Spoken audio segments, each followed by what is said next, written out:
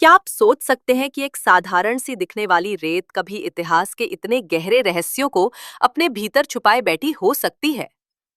राजस्थान की वही तपती भूमि जहां हर कर में बीते युगों की गूंज सुनाई देती है, वही बसा है एक ऐसा मंदिर जिसे सिर्फ आस्था का केंद्र कहना उसकी महानता का अपमान होगा।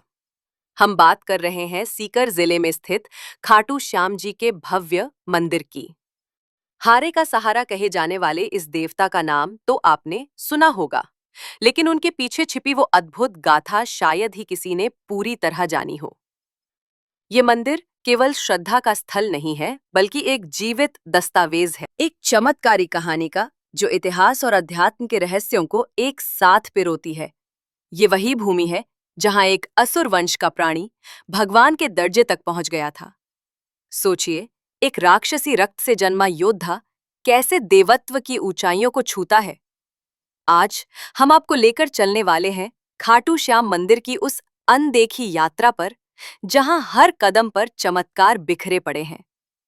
हर दीवार कोई दबी हुई दास्तान सुनाती है और हर कोने में सदियों से सोए रहस्य करवट लेते हैं। आपको जानकर आश्चर्य होगा कि खाटू श्याम मंदिर की नींव महज कोई साधारण घटना नहीं थी।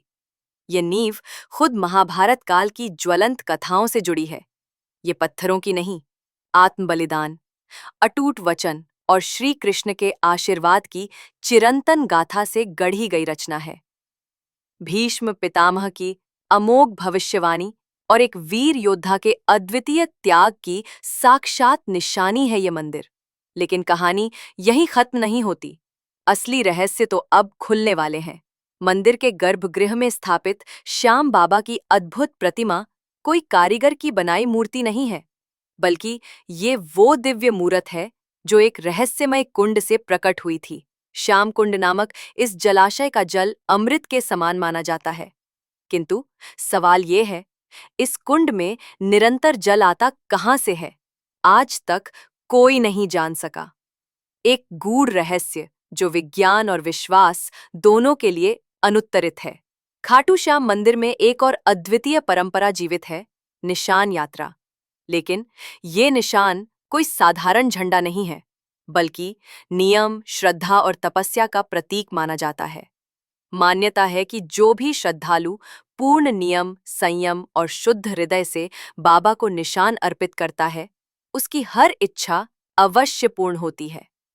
अनगिनत भक्तों ने अपने अनुभव में ये बताया है कि जिन मनोकामनाओं को वर्षों तक वे अपने दिल में संजोए हुए थे, वे खाटू श्याम जी के दरबार में पूर्ण हो गईं।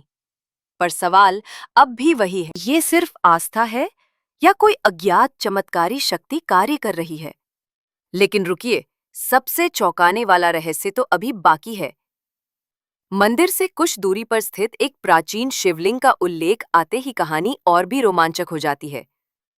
कहा जाता है कि जब मुगल सम्राट औरंगजेब ने इस शिवलिंग को नष्ट करने का प्रयास किया, तो प्रकृति ने ही हस्तक्षेप कर दिया। कुछ ऐसा घटित हुआ जिसने न केवल सैनिकों को भयभीत कर दिया, बल्कि स्वयं औरंगजेब की आत्मा को भी भीतर तक हिला दिया। आज भी ये शिवलिंग नष्ट करने के असफल प्रयासों का मूक साक्षी बना खड़ा है। खाटू श्याम मंदिर का वातावरण स्वयं में एक रहस्य है। हजारों लाखों श्रद्धालु जब बाबा के दरबार में माथा टेकते हैं, तो कई कहते हैं कि उन्होंने वहां कुछ अलौकिक महसूस किया, कुछ ऐसा जिसे शब्दों में बांधना असंभव है। कोई कहता है कि बाबा ने उन्हें स्वप्न में दर्शन दिए, तो कोई कहता है कि उन्होंने वहां अपने जीवन की सबसे कठिन समस्याओं का समाधान पाया। हर अनुभव में एक समानता है, एक अदृश्य शक्ति का अस्तित्व जो इस स्थान को एक सामान्य तीर्थ नहीं, बल्कि एक साक्षात चमत्कारी धाम बनाती है। इस मंदिर की महिमा सीमाओं को लांघ चुकी है। अमेरिका, इंग्लैंड, ऑस्ट्रेलिया जैसे सुदूर देशों में बसे भारतीय ही नहीं, बल्कि अन्य विदेशी भक्त भी हर साल खाटू श्याम जी के दरबार में निशान लेकर पहुंचते हैं। एक ऐसी भक्ति जो न जाति देखती है, न धर्म, ना ही कोई देश। यहाँ एकमात्र जरूरत है सच्ची श्रद्धा और समर्पण की। तो क्या आप तैयार हैं उस अनसुनी दुनिया के द्वार खोलने के लिए? अगर हाँ, तो आइए हमारे साथ इस रहस्यमयी यात्रा पर। जहां हर मोड़ पर इतिहास की परछाइयां, हर कदम पर भक्ति की दिव्यता और हर क्षण में किसी अदृश्य शक्ति का स्पंदन आपकी आत्मा को छू जाएगा। ये केवल एक यात्रा नहीं होगी, ये आपके विश्वास की परिभाषा बदल देने वाला एक दिव्य अनुभव होगा, क्योंकि खाटू श्याम केवल एक मंदिर नहीं है, वह एक सजीव चमत्कार है। तो चलिए, बिना किसी देरी के इस रहस्य और श्रद्धा से भरी अद्भुत डॉक्यूमेंट्री की शुरुआत करते हैं। कभी सोचा है कि एक ऐसा योद्धा भी हो सकता है जिसे भगवान स्वयं कलयुग का अवतार घोषित करे? राजस्थान की सुनहरी रेत के बीचों बीच सीकर जिले में बसा है वह पावन धाम खाटू श्याम मंदिर, जहां हर दिन लाखों श्रद्धालु अपनी आशाओं का दीप जलाने पहुंचते हैं। कहते हैं, बाबा श्याम न केवल भक्तों की मनोकामनाएं पूर्ण करते हैं, बल्कि उन्हें फर्श से उठाकर अर्श तक पहुंचा सकते हैं। पर क्या आप जानते हैं कि इस दिव्य शक्ति के पीछे की कहानी महज श्रद्धा का विषय नहीं, बल्कि महाभारत काल की एक ऐसी दास्तान है जो अद्भुत बलिदान और ईश्वरीय वरदान की मिसाल है। पौराणिक ग्रंथों के अनुसार खाटू श्याम जी पांडुपुत्र भीम के पौत्र अपने अद्वितीय पराक्रम और भक्ति से श्री कृष्ण का हृदय जीत लेते हैं। इस अपार शक्ति और निष्कलंक समर्पण से प्रभावित होकर स्वयं भगवान श्री कृष्ण ने उन्हें आशीर्वाद दिया था कि कलयुग में तुम मेरे ही नाम से पूजे जाओगे। लेकिन यह आशीर्वाद यूं ही सहजता से नहीं मिला था। इसके पीछे छुपी है एक ऐसी करुण कथा जिसे जानकर आपके रोंगटे खड़े हो जाएंगे। हारे का सहारा, खाटू श्याम हमारा, यह उद्घोष आपने कई बार सुना होगा। लेकिन हारे का सहारा बनने की मूल कथा, जो शौर्य, त्याग और अद्वितीय प्रेम से भरी है, आज हम आपके सामने उजागर करेंगे। यह वही अनसुनी दास्तान है जो महाभारत के विशाल ग्रंथ के भी अनकहे पन्नों में छुपी रह गई थी। कहानी की शुरुआत होती है एक भयानक षड्यंत्र से। महाभारत के समय कौरवों और पांडवों के बीच चल रही कटुता जगजाहिर थी। दुर्योधन, जिसकी आंखों में पांडवों के लिए केवल घृणा और ईर्ष्या का अंधकार भरा था, अपने भाइयों को मिटाने के लिए किसी भी हद तक जाने को तैयार था। जब भीष्म पितामह ने धृतराष्ट्र से आग्रह किया कि युधिष्ठिर का राज्य तिलक कर दिया जाए, तो दुर्योधन के भीतर आग भड़क उठी। उसने भयभीत होकर पिता धृतराष्ट्र से कहा, पिताजी, यदि युधिष्ठिर राजा बन गए तो ये राज्य सदा के लिए पांडवों का हो जाएगा और हमें उनकी सेवक बनकर रहना पड़ेगा। धृतराष्ट्र, जो स्वयं मोह और कमजोरी के वशीभूत थे, बोले, वत्स, दुर्योधन युधिष्ठिर वंशजों में सबसे योग्य और बड़ा है। राज्य उसी का होना चाहिए। भीष्म और समस्त प्रजा भी उसे ही राजा बनाना चाहती हैं। मैं इस विषय में कुछ नहीं कर सकता। किंतु दुर्योधन के हृदय में विद्वेष की ज्वाला इतनी प्रज्वलित थी कि वो चुप रहने वालों में नहीं था। उसने कहा, पिताजी, यदि आप अनुमति दे तो मैं इसका समाधान कर सकता हूं। बस आप पांडवों को किसी बहाने से वाराणवत भेज दीजिए। धृतराष्ट्र की मौन सहमति के बाद दुर्योधन ने अपने षड्यंत्र का जाल बुन डाला। उसने वाराणवत में पांडवों के ठहरने के लिए एक विशेष भवन बनवाया। लेकिन ये कोई साधारण महल नहीं था। ये महल बनाया गया था लाख, चर्बी, सूखी घास और मूंछ जैसे अत्यंत ज्वलनशील पदार्थों से, जिन्हें तनिक सी चिंगारी भी धधकते इन्फेर्नो में बदल सकती थी। दुर्योधन का उद्देश्य स्पष्ट था, एक हादसे के बहाने पांडवों को जीवित ही भस्म कर देना। लेकिन नियति ने तो कुछ और ही तय कर रखा था। दुर्योधन का षड्यंत्र गहरा था। उसने पांडवों को एक ऐसे महल में भेजा जो बाहर से तो भव्य प्रतीत होता था, लेकिन भीतर से वो एक भयानक जाल था, लाक्षागृह।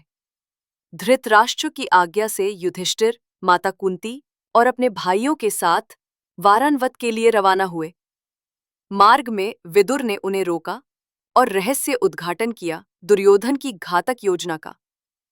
विदुर ने उन्हें सावधान किया कि भवन के भीतर से एक सुरंग खुदवा लें, ताकि यदि आगजनी हो तो वे सुरक्षित निकल सकें। विदुर ने एक विश्वसनीय कारीगर को उनके पास भेजने का वादा भी किया। वो दिन भी आया जब पुरोचन ने अपने कुटिल इरादों को पूरा करने का निश्चय किया, लेकिन पांडवों ने पहले ही अपनी योजना बना ली थी। उस दिन उन्होंने गांव के ब्राह्मणों और निर्धनों के लिए एक भव्य भोज आयोजित किया। रात के अंधकार में जब पुरोचन गहरी नींद में था, तब भीम ने उसके कक्ष में आग लगा दी। देखते ही देखते लाक्षागृह धक उठा। भीषण अग्निकांड में पुरोचन, उसकी भीलनी पत्नी और उनके बेटे जलकर भस्म हो गए। हस्तिनापुर में जब इस दुर्घटना का समाचार पहुंचा तो पूरी राजधानी शोक में डूब गई। दुर्योधन और धृतराष्ट्र ने भी पाखंडपूर्ण विलाप किया। उन्होंने पुरोचन तथा भीलनी के जले हुए शवों को पांडवों का शव मानकर उनका अंतिम संस्कार भी करवा दिया। पर वास्तविकता कुछ और ही थी। पांडव विदुर द्वारा निर्मित सुरंग से बचकर निकल चुके थे और हिंडनी नदी के किनारे पहुंच चुके थे, जहां विदुर ने उनके लिए एक गुप्त नौका की व्यवस्था की थी। नदी पार कर वे घने जंगलों में प्रवेश कर गए, उन अनजानी राहों पर जहां उनका सामना नए अध्यायों से होने वाला था। उसी जंगल में राक्षस हिडिंब और उसकी बहन हिडिंबा का निवास था। हिडिंब अपनी बहन को जबरन मानव मांस लाने के लिए मजबूर करता था। रात के अंधेरे में जब सभी पांडव विश्राम कर रहे थे, भीम चौकसी कर रहे थे। हिडिंबा अपने भाई के आदेश पर मानव शिकार के लिए आई, लेकिन भीम को देखकर वो मोहित हो गई। प्रेम की भावना से प्रेरित होकर हिडिंबा ने अप्सरा का सुंदर रूप धारण किया और भीम के समीप पहुंची। अचानक ही हिडिंब वहां आ गया। भीम और हिडिंब के बीच भयंकर युद्ध छिड़ गया। शक्ति और पराक्रम का ये संग्राम अंततः भीम की विजय के साथ समाप्त हुआ और हिडिंब मारा गया। युद्ध समाप्त होते ही हिडिंबा अपने वास्तविक रूप में आई और भीम को विवाह का प्रस्ताव दिया। भीम ने पहले तो राक्षसी वंश का हवाला देकर मना किया, किंतु जब हिडिंबा माता कुंती के समक्ष पहुंची और अपना प्रेम निवेदन रखा, तब कुंती ने उसे एक शर्त के साथ अनुमति दी। भीम हिडिंबा के साथ तब तक रहेंगे जब तक उनके बीच संतान का जन्म नहीं होता। हिडिंबा ने शर्त को स्वीकार कर लिया। फिर भीम और हिडिंबा का गंधर्व विवाह संपन्न हुआ और वे जंगल में एक साथ रहने लगे। समय के साथ उनके पुत्र का जन्म हुआ, जिसका नाम घटोत्कच रखा गया। घटोत्कच अपने पिता भीम की भांति वीर और पराक्रमी निकला। समय के साथ घटोत्कच का विवाह दैत्यराज मूरा की पुत्री अहिलावती से हुआ, जिसे मौरवी और कामकांतिका के नाम से भी जाना जाता है। इस युगल के 2 पुत्र हुए, अंजन पर्वा और बर्बरीक। बर्बरीक बचपन से ही अद्भुत प्रतिभा का धनी था। उसकी माता अहिल्यावती ने उसे शास्त्र शस्त्र और गहन विद्याओं का प्रशिक्षण दिलवाया। माता के आशीर्वाद से प्रेरित होकर बर्बरीक ने कठिन तपस्या के लिए भगवान शिव का आह्वान किया। प्रसन्न होकर भगवान शिव ने उसे 3 ऐसे अमोघ बाण प्रदान किए जो संपूर्ण सेना का विनाश कर पुनः तरकश में लौट सकते थे। बर्बरीक अब अपार शक्ति का स्वामी बन चुका था। समय चक्र ने करवट ली। कौरवों और पांडवों के बीच महासंग्राम की तैयारी होने लगी। इसी समय बर्बरीक ने भी युद्ध भूमि में अपने योगदान का निश्चय किया, एक ऐसे निर्णय की ओर बढ़ते हुए जो स्वयं इतिहास की दिशा बदलने वाला था। बर्बरीक को नियति ने पांडवों की ओर से युद्ध में भाग लेने के लिए भेजा था, लेकिन उनके भीतर एक और वचन की अग्नि सुलग रही थी। वो वचन जो उन्होंने अपनी माता से लिया था कि वे सदैव उसी पक्ष का साथ देंगे जो युद्ध भूमि में हार की ओर अग्रसर हो। यही वचन आगे चलकर उन्हें हारे का सहारा बनाएगा और उन्हें कलयुग में श्याम नाम से पूजित कराएगा। श्री कृष्ण जानते थे कि बर्बरीक यदि युद्ध भूमि में उतरे तो केवल 3 बाणों से ही पूरी सेना का नाश कर सकते हैं, लेकिन उनका वचन पांडवों के लिए संकट बन सकता था। श्री कृष्ण ने ब्राह्मण का वेश धारण किया और मार्ग में बर्बरीक से भेंट की। उन्होंने पूछ लिया, वत्स, तुम कहाँ जा रहे हो? बर्बरीक ने सरलता से उत्तर दिया, मैं कुरुक्षेत्र जा रहा हूं, अपने कर्तव्य का पालन करने। श्री कृष्ण ने फिर उनसे उनकी वीरता का परिचय मांगा। बर्बरीक ने एक ही बाण से पेड़ के सभी पत्तों को भीत दिया, सिवाय उस एक पत्ते के जिसे श्री कृष्ण ने चुपचाप अपने पैरों के नीचे दबा लिया था। लेकिन बर्बरीक की दृष्टि तेज थी। उन्होंने निवेदन किया, हे ब्राह्मण, कृपया अपना चरण हटाइए, अन्यथा मेरा बाण आपका चरण भी भेद देगा। श्री कृष्ण मुस्कुराए और पैर हटा लिया। इसके बाद श्री कृष्ण ने उनसे एक वरदान मांगा, और मांगा गया वरदान था शीशदान। बर्बरीक बिना हिचके सहमत हो गए, लेकिन उन्होंने ये आग्रह किया कि वरदान मांगने वाले को वे उसके वास्तविक स्वरूप में देखे। श्री कृष्ण ने जब अपने दिव्य रूप का दर्शन दिया तो बर्बरीक का मस्तक श्रद्धा और समर्पण के साथ रणचंडी को समर्पित कर दिया गया। श्री कृष्ण ने उन्हें आशीर्वाद दिया, कलयुग में तुम मेरे ही रूप में पूजे जाओगे, तुम्हारे भीतर मेरी ही शक्ति वास करेगी। देवगण तुम्हारे मस्तक की पूजा करेंगे और जब तक पृथ्वी, चंद्र, सूर्य और नक्षत्र रहेंगे, तुम श्री श्याम के रूप में भक्तों के आराध्य बने रहोगे। श्री कृष्ण ने उनके मस्तक को अमृत से सिंचित किया और उसे अमृतत्व प्रदान किया। मस्तक को ऊंचे स्थान पर स्थापित किया गया, जहां से उसने संपूर्ण महाभारत का युद्ध देखा। युद्ध का निर्णय भी इसी मस्तक के साक्ष्य पर आधारित था। इसके बाद युद्ध समाप्ति के पश्चात बर्बरीक श्री कृष्ण से आशीर्वाद लेकर अंतर्ध्य हो गए। यही था वो अद्भुत सफर जो बर्बरीक से प्रारंभ हुआ, 3 बाणधारी से हारे का सहारा बना और अंततः खाटू श्याम के रूप में देवत्व को प्राप्त हुआ। लेकिन यह यात्रा यही समाप्त नहीं हुई, क्योंकि जिस खाटू श्याम मंदिर में आज लाखों भक्त श्रद्धा से शीश नवाते हैं, उस मंदिर की स्थापना की गाथा भी कम रहस्यमयी और उलझी नहीं रही है। मंदिर के निर्माण से जुड़ी कथा अपने आप में चमत्कारों से भरी हुई है और अब इस वीडियो में हम आपको उस इतिहास की ओर लिए चलते हैं। लेकिन उससे पहले, यदि ये कहानी अब तक आपके हृदय को छू गई है तो वीडियो को एक लाइक दें, कमेंट में जय श्री खाटू श्याम जरूर लिखें और चैनल को सब्सक्राइब करें ताकि आपको ऐसे ही दुर्लभ और पवित्र मंदिरों से जुड़ी कहानियां मिलती रहें। अब आइए आगे बढ़ते हैं इस रहस्यमयी यात्रा की अगली कड़ी की ओर, क्योंकि जब समय मौन होता है तभी इतिहास बोलता है। एक इतिहास जो सदियों से राजस्थान की रेत में दबा हुआ है, आज भी अपनी सांसें लेता है। ये खाटू श्याम के प्रकट होने की वो रहस्यमयी कहानी है जिसमें ईश्वर की उपस्थिति ने किसी ग्रंथ या कल्पना में नहीं, बल्कि धरती पर एक जीवंत संकेत के रूप में स्वयं को प्रकट किया। राजस्थान के सीकर जिले का एक सामान्य सा गांव खाटू का भी एक साधारण नाम था। ना कोई विशेष धार्मिक पहचान, ना ही कोई तीर्थ का स्वरूप। लेकिन एक दिन इस शांत गांव में कुछ ऐसा घटा जिसने इसे आस्था और रहस्य का केंद्र बना दिया। गांव के समीप एक स्थान पर एक गाय रोज चढ़ने जाया करती थी, पर उस दिन जैसे ही वो गाय एक विशेष स्थान पर पहुंची, उसके थनों से बिना छुए स्वयं दूध टपकने लगा। ये दृश्य जिसने देखा वो न केवल चकित रह गया, बल्कि भय और भक्ति दोनों में डूब गया। ये कोई सामान्य घटना नहीं थी, ये मानो धरती के भीतर छिपे ईश्वर की पुकार थी। जब ये बात गांव में फैली तो लोगों ने उस स्थान को खोदने का निर्णय लिया और जैसे ही धरती की परतें हटनी शुरू हुई, वहां से जो वस्तु निकली वो केवल मिट्टी में दबा एक टुकड़ा नहीं था, वो था एक दिव्य सिर, एक मुखाकृति जो मानो युगों से पृथ्वी की गोद में विश्राम कर रही थी। ये रहस्यमयी मस्तक जिसकी आभा से पूरा गांव भर गया, अब सामने था। गांव वालों ने इस सिर को पूरी श्रद्धा से उठाकर एक ब्राह्मण को सौंपा।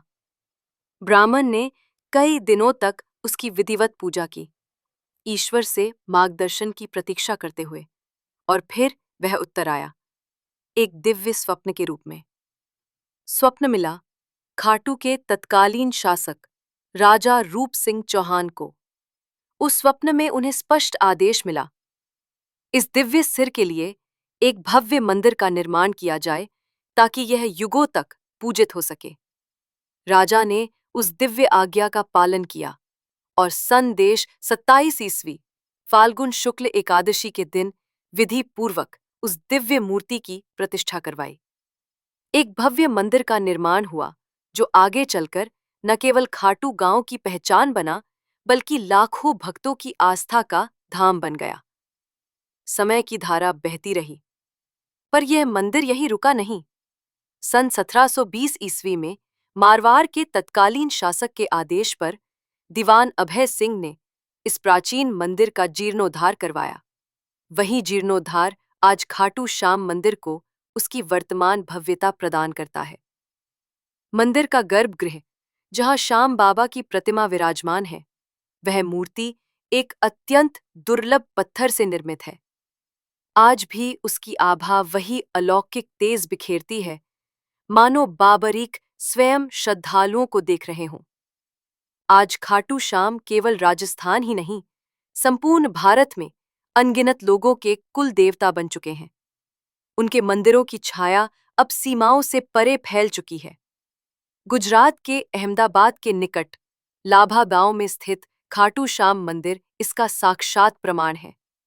यहाँ उन्हें बलिया देव के रूप में पूजा जाता है और श्रद्धालु अपने नवजात बच्चों को उनका आशीर्वाद दिलवाने विशेष रूप से लाते हैं। यह कोई स्थान नहीं, यह एक जीवंत चमत्कार है, और यह चमत्कार तब तक जिंदा रहेगा जब तक पृथ्वी की धड़कनों में भक्ति की एक भी लय बाकी है। खाटू श्याम मंदिर केवल एक धार्मिक स्थल नहीं, बल्कि वास्तुकला की भक्ति में डूबी हुई एक जीवंत गाथा है। इस मंदिर की दीवारों, छतों और गलियारों में ईंटों ने कोई साधारण इमारत नहीं रची। उन्होंने श्रद्धा को आकार दिया है। चूने की परत, सफेद संगमरमर की नक्काशी और पारंपरिक टाइलों की सादगी मिलकर इसे एक ऐसी रचना बनाते हैं जहां हर दीवार किसी अनकही आस्था की कहानी सुनाती है। गर्भगृह के शटर चांदी की जटिल परतों से अलंकृत न केवल भव्य दिखते हैं, बल्कि जैसे स्वयं श्याम बाबा की उपस्थिति को गुप्त रखते हैं। मुख्य प्रार्थना कक्ष, जिसे जगमोहन कहा जाता है, वहां की दीवारें पौराणिक चित्रों से सजी हैं। हर चित्र एक कथा है, हर रंग एक आस्था की छाया। जैसे ही कोई श्रद्धालु मंदिर के मुख्य द्वार से भीतर प्रवेश करता है, सबसे पहले एक विशाल खुला प्रांगण उसकी आंखों के सामने खुलता है। यहीं खड़े होकर भक्त बाबा के दर्शन की प्रतीक्षा करते हैं, और इसी प्रांगण में पहली बार उनके भीतर का मौन जाग उठता है। प्रांगण से कुछ ही दूरी पर स्थित है श्याम बगीची, एक सुंदर पुष्प वाटिका, जहां विशेष रूप से चुने गए पुष्प ही बाबा को अर्पित किए जाते हैं। यही बगीचा आज भी उस महान भक्त आलू सिंह की समाधि को संजोए हुए है, जिनका जीवन ही भक्ति की परिभाषा था। लेकिन इस संपूर्ण पवित्र परिसर में यदि कोई स्थल सबसे रहस्यमयी माना जाता है, तो वो है श्याम कुंड। यही वो स्थान है जहां से बाबा श्याम का दिव्य मस्तक प्राप्त हुआ था। यह पवित्र जलाशय न केवल एक जल स्रोत है, बल्कि श्रद्धालुओं के लिए वो अमृत तुल्य स्नान है, जिसमें डुबकी लगाने मात्र से जीवन भर के पापों का प्रक्षालन हो जाता है। भक्तगण सच्चे मन से स्नान करते हैं और बाबा से अपने कष्टों की मुक्ति की प्रार्थना करते हैं। एक मान्यता यह भी है कि इस कुंड का जल पाताल लोक से आता है, और आश्चर्य की बात यह है कि इसके आसपास कोई स्पष्ट जल स्रोत दिखाई नहीं देता। यही तथ्य इस कुंड को और अधिक रहस्यमयी और दिव्य बना देता है। मुख्य मंदिर से दक्षिण पूर्व दिशा में स्थित है गोपीनाथ मंदिर, और उसके निकट ही स्थित है गौरी शंकर मंदिर, एक और दिव्य स्थल जिसकी कथा आज भी लोगों को सहराने के लिए काफी है। कहा जाता है, जब मुगल सम्राट औरंगजेब की सेना इस मंदिर को नष्ट करने पहुंची, तो सैनिकों ने शिवलिंग पर भालों से वार किया, लेकिन जैसे ही भाले शिवलिंग से टकराए, वहां से रक्त के फव्वारे फूट पड़े। ये दृश्य इतना भयावह और अद्भुत था कि सेना भयभीत होकर भाग निकली। आज भी उस शिवलिंग पर वो गहरा घाव स्पष्ट देखा जा सकता है, मानो भगवान ने स्वयं अपने अस्तित्व की रक्षा की हो। खाटू श्याम का ये मंदिर राजस्थान की राजधानी जयपुर से लगभग 80 किलोमीटर दूर स्थित है। यहाँ आने के लिए रिंग्स मार्ग से होकर जाना सबसे सरल और सुगम माना जाता है। ये यात्रा केवल धार्मिक नहीं, एक आत्मिक अनुभव है। एक ऐसी यात्रा जहां आस्था, इतिहास और चमत्कार साथ चलते हैं। हर वर्ष लाखों श्रद्धालु यहाँ खींचे चले आते हैं, कोई वरदान पाने, कोई चमत्कार देखने और कोई अपनी श्रद्धा की अग्नि परीक्षा देने। और जब कोई इस पावन धाम की भूमि पर पहला कदम रखता है, तो ऐसा लगता है जैसे समय ठहर गया हो और स्वयं भगवान अपनी उपस्थिति में आपको आमंत्रित कर रहे हों। तो दोस्तों, खाटू श्याम जी मंदिर की ये थी अब तक की अद्भुत, रहस्यमयी और प्रेरणादायक यात्रा। लेकिन हमारी यात्रा अभी पूरी नहीं हुई है। अब हम आपको बताएंगे उस विशेष निशान परंपरा के बारे में जो वर्षों से भक्तों द्वारा बाबा को अर्पित की जाती है और जिसे पूरी निष्ठा से चढ़ाया जाए तो वो सीधे बाबा तक पहुंचती है। यदि अब तक इस वीडियो ने आपको श्रद्धा से भर दिया है तो कमेंट में जय श्री खाटू श्याम जी अवश्य लिखें और चैनल को सब्सक्राइब करें ताकि हम आपके लिए इसी तरह की पवित्र और अनसुनी कहानियां लाते रहें। खाटू नगरी की रज में कुछ ऐसा दिव्य आकर्षण है कि जो एक बार इस पावन भूमि पर आ जाए, उसका मन यहीं अटक कर रह जाता है। यही सम्मोहन उसे बार बार बाबा श्याम के चरणों में खींच लाता है। इस नगरी की सबसे अद्भुत और गहन परंपराओं में से एक है निशान यात्रा, यानी बाबा के दरबार में ध्वज चढ़ाने की परंपरा। ये केवल एक रस्म नहीं, बल्कि श्रद्धा, समर्पण और विश्वास का जीवंत प्रतीक है। जब कोई भक्त खाटू श्याम के चरणों में अपनी मन्नत लेकर आता है, तो वो केवल झुकता नहीं, वो बाबा से एक वादा करता है। वादा करता है कि हे लखदातार, हारे का सहारा, जब मेरी मनोकामना पूरी होगी, तब मैं आपके दरबार में ध्वज लेकर लौटूंगा। लेकिन कुछ भक्त ऐसे भी होते हैं जिनकी श्रद्धा इतनी प्रबल होती है कि वे अपनी मुराद पूरी होने से पहले ही बाबा को निशान अर्पित कर देते हैं। उनके लिए ये यात्रा फल की प्रतीक्षा नहीं, विश्वास की पहली सीढ़ी होती है, जहां श्रद्धा पहले होती है और चमत्कार बाद में। ये परंपरा कोई नया चलन नहीं, सदियों से चली आ रही एक जीवंत परंपरा है। खाटू श्याम जी को अर्पित किया जाने वाला ये निशान, जिसे ध्वज भी कहा जाता है, केवल कपड़े का टुकड़ा नहीं, बल्कि स्वयं श्याम बाबा के बलिदान और अमृता का प्रतीक है। सनातन परंपरा में ध्वज को सदैव विजय का प्रतीक माना गया है और ये विशेष ध्वज उस दिव्यता का स्मरण है जब श्याम बाबा यानी वीर बर्बरीक ने युद्ध भूमि में अपने शीश का दान कर धर्म की रक्षा की थी। ये ध्वज श्री कृष्ण की आज्ञा पर समर्पित किए गए उस अमूल्य बलिदान की अनुगूंज है, जब बर्बरीक ने बिना कोई श्रेय लिए अपनी वीरता को ईश्वर के चरणों में समर्पित कर दिया। तो वो क्षण केवल इतिहास नहीं, एक जीवंत प्रतीक बन गया, हारे का सहारा। इसलिए जब कोई भक्त बाबा को निशान चढ़ाता है, तो वो केवल एक मन्नत पूरी होने की कृतज्ञता नहीं जताता, वो उस दिव्य क्षण की स्मृति को दोहराता है। ध्वज के रंग भी अपने भीतर अर्थ समेटे होते हैं, केसरिया, नारंगी और लाल, जो क्रमशः त्याग, शक्ति और भक्ति का प्रतिनिधित्व करते हैं। इन ध्वजों पर अक्सर श्री कृष्ण और श्याम बाबा की छवियां अंकित होती हैं, साथ ही मंत्रों की पंक्तियां जो भक्तों को भीतर तक शांति का अनुभव कराती हैं। कई निशानों पर मोरपंख, नारियल और अन्य पवित्र प्रतीक भी सजाए जाते हैं, जो सौभाग्य और पुण्य की ऊर्जा लिए होते हैं। ऐसा कहा जाता है कि सच्चे मन से चढ़ाया गया निशान बाबा को अर्पित की गई आत्मा की एक पुकार है, जिसे वे कभी अनसुना नहीं करते। जब कोई भक्त हाथ में ध्वज लेकर खाटू नगरी में प्रवेश करता है तो ऐसा लगता है मानो उसके सभी कष्ट वहीं रुक जाते हैं और उसकी दुआएं स्वयं बाबा की निगाह में समर्पित हो जाती हैं।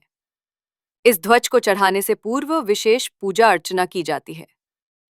श्रद्धालु कई दिनों तक नियम और संयम का पालन करते हैं, उपवास रखते हैं और फिर उस निशान को अपने हाथों में लेकर पदयात्रा आरंभ करते हैं।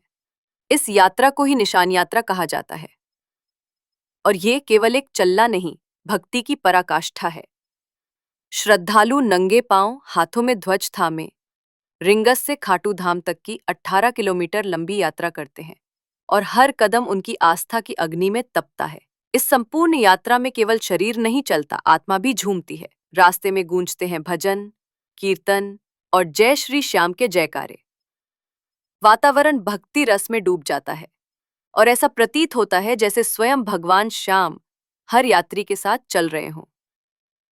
आज के समय में जब भक्त बाबा के चरणों में अपने मन की बात लेकर आते हैं तो वे केवल कपड़े का नहीं बल्कि सोने और चांदी से बने निशान तक अर्पित करते हैं।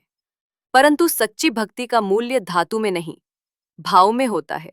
चाहे वो निशान साधारण सूती कपड़े से बना हो या किसी बहुमूल्य धातु से, अगर उसमें श्रद्धा है तो बाबा उसे उतनी ही सहजता से स्वीकार करते हैं जितनी सरलता से एक माँ अपने बच्चे की पुकार सुनती है।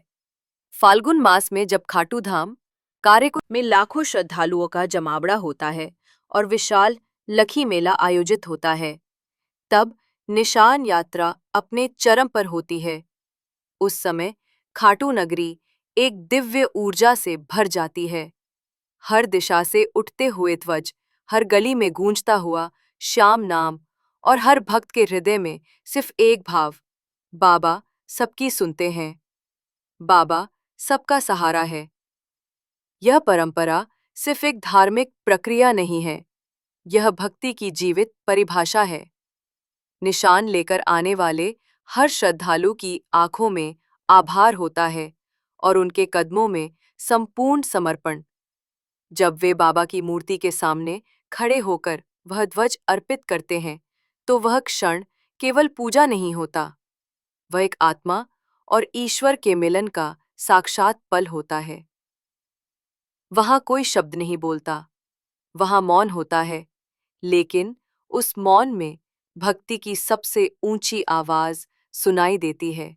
इसलिए जब भी अगली बार आप खाटू श्याम जी के दर्शन को जाएं, चाहे कोई मन्नत हो या बस धन्यवाद कहने का भाव, एक निशान जरूर साथ ले जाएं। वह ध्वज आपके विश्वास का संदेश बनकर बाबा के चरणों तक पहुंचेगा और जैसे हजारों वर्षों से होता आया है, वह आज भी आपकी पुकार को अनसुना नहीं करेंगे।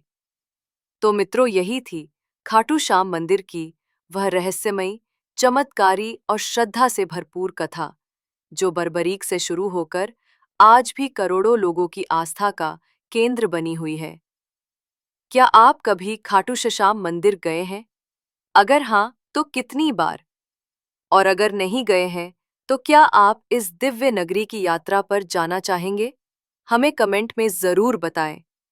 और अगर आपको आज की यह डॉक्यूमेंट्री पसंद आई हो, तो कमेंट बॉक्स में जय श्री खाटू श्याम जी की गूंज होनी चाहिए।